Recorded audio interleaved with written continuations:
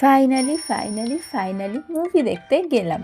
হ্যাঁ, 1 জানুয়ারি থেকে প্ল্যানিং করতে করতে ফাইনালি প্রজাপতি 2 দেখতে গেলাম। আসলে মুভিটা রিলিজ হওয়ার প্রথম থেকে এতটা পরিমাণে ক্রেজ ছিল যে প্রায় সব দিনই তো হাউসফুল পেয়েছি।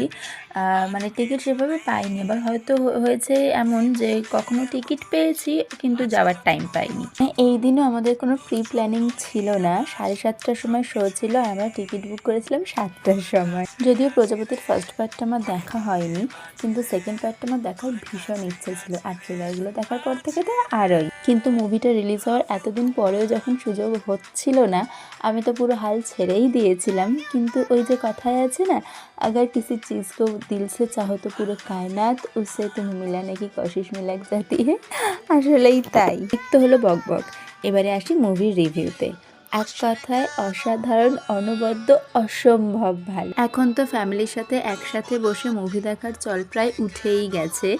ওই যে সব মুভি তো আর একই রকম হয় না, কিন্তু এই যে এতদিন পর একটা মুভি দেখলাম যেটা ফ্যামিলির সাথে বসে তুমি এনজয় করতে পারবে। আমার সাথে আমার মাও ছিল, মানে একটা মিনিটের জন্য আমার মনে হয়নি যে না, এই জায়গাটা মায়ের সাথে দেখাটা আমার ঠিক হবে না।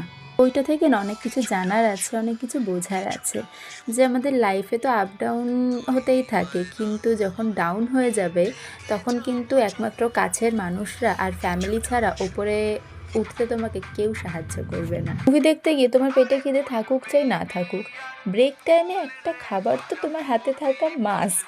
আর সাথে যদি থাকে এরকম একটা ভাই, তাহলে তো আর কোনো কথাই নেই। তো যাই হোক, আমরা তো খেতে খেতে বইটা ভীষণ ভালোভাবে এনজয় করছিলাম। আর ইতিমধ্যে তোমরা অনেকেই বইটা দেখে এসেছো, তাই বইটা নিয়ে আর আলাদা করে কিছু বলার নেই আমার।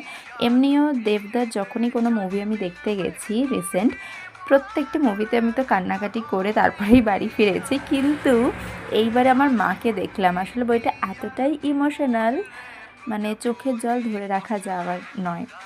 তো আমার মা পর্যন্ত এবারে নাকের জলে চোখের জলে করে তারপরেই বাড়ি এসেছে। তো তোমরা কারা কারা মুভিটা দেখেছো তারা তো অবশ্যই জানাবে কমেন্টে, আর যারা যারা এখনও দেখোনি তারা ঝটপট, এখনও কিন্তু চলছে, গিয়ে ফ্যামিলিকে নিয়ে দেখে এসো।